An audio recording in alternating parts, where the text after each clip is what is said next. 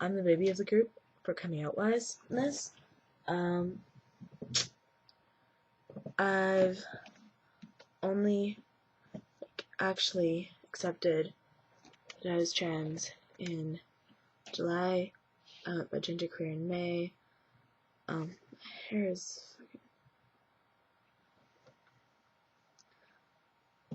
as a child growing up, I was stereotypically a guy up until I was 7. Then I was stereotypically a girl. I basically forced myself to be a stereotypical girl. I didn't actually want to be girly, but I tried, and it pleased everyone, which is good. So that's good. Then earlier on this year, well, this has only been recording for like 50 seconds. Shit. I hope you heard all of that, because that was kind of like important.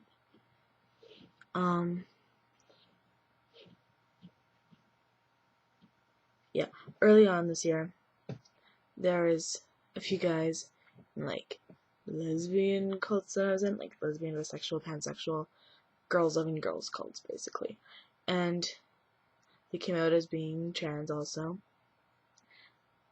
And I somehow knew them through like other friends that were friends with them or like that dated them. It's like, oh my gosh, that is so cool. I would never have known that. Then in May, I started going to the new queer youth group in my city, because we have 2 of them. One's new as in March, and one's been around like, I don't even know how long. I went to the new one first. I didn't start going to the old one until like August. But anyways, so I started going to this new youth group, and then I ended up doing a drag show with them. Well, not with them, but like through them, I found out about the drag shows. Then I did one, and I bound my chest for the very first time with ace bandages. It was a terrible idea. Then I bound my chest with a lower back brace. Also, not the smartest idea, but both of them made me flat enough that I looked in the mirror and I was like, whoa, I actually like that. This is different. I've never liked looking at myself this much. What does this mean? So then I started identifying as genderqueer. Sorry if I'm really up close and personal with the camera. It's because my camera blows my face. It's kind of weird. But I started identifying as genderqueer. Then I went to a queer camp, Camp Firefly. Anyone who lives in Canada needs to like Google it and start going. It's awesome. I swear, you won't regret going. I loved it. But you're separated into pods, and this one guy in my pod, David, was all like, oh my gosh, you should all come to the trans workshop I'm doing with Daniel tonight. And it's like on the first night, I think. Yeah. It was either the first night or the second night that the trans workshop was going on. Pretty sure it was the first. So I went, because I'm just like, hey, yeah, I'm genderqueer. That's kind of along the community of being trans, you know. May as well learn more, yada, yada, yada.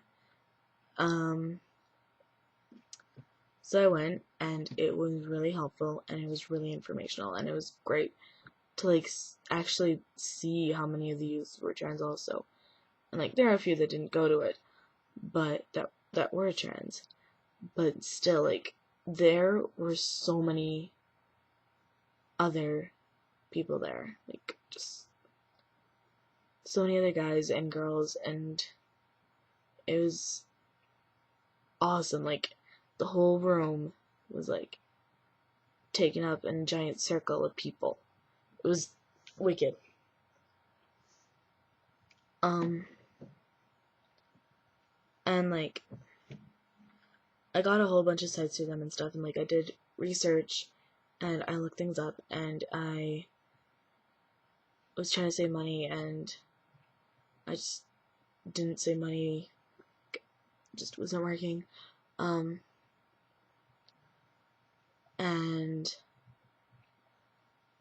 I was just, like,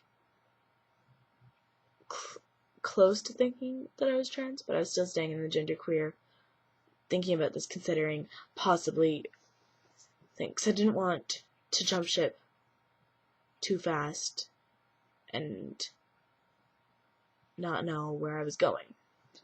But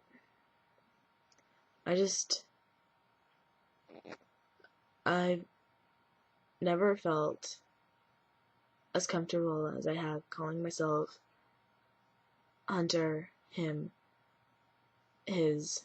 Like, just, I feel so much more comfortable. It feels right for once. So much more comfortable than before. And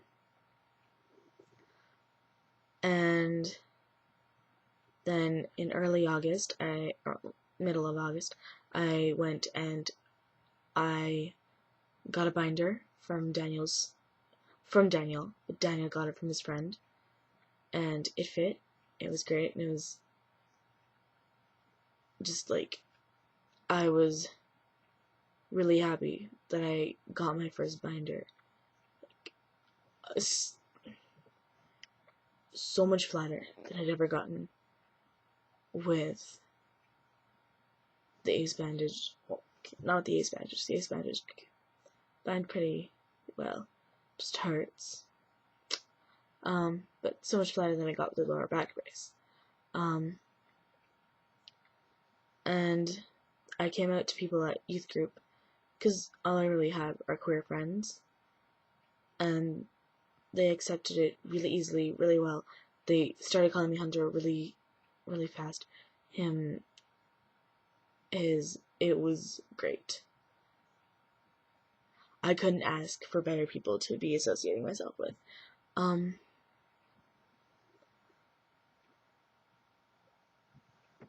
not out to my parents yet. 2 of them will over-obsess. That's actually a long story why they'll over-obsess. I'll probably bring it up in one of the topics in the coming weeks, so I'll leave that for then.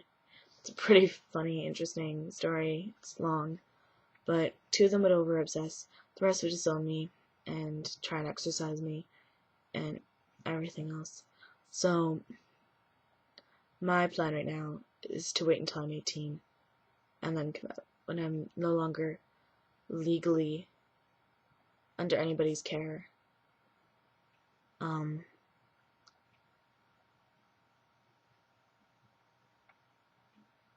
And that way I can not live there anymore and be like in friggin' Texas for all I know and be like, oh yeah, by the way, and nothing can happen, because I'll be so far gone that I won't have a problem coming out, which will be great. Because it kind of scares me right now with one of my parents.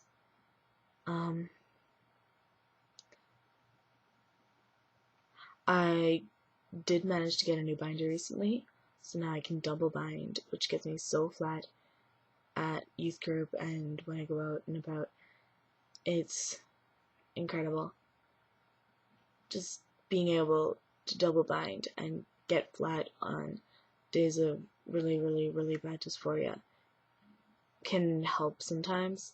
Sometimes it doesn't. Sometimes I'm so and yeah that it doesn't, but it's great that I can get flat, and eventually I will have just, I know I should have one that matches my head, and my body will eventually match my head also. And I guess it's my coming out story.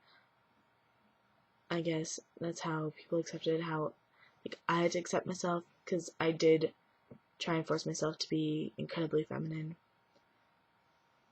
So yeah, that's my story. Catch you next Tuesday. Bye.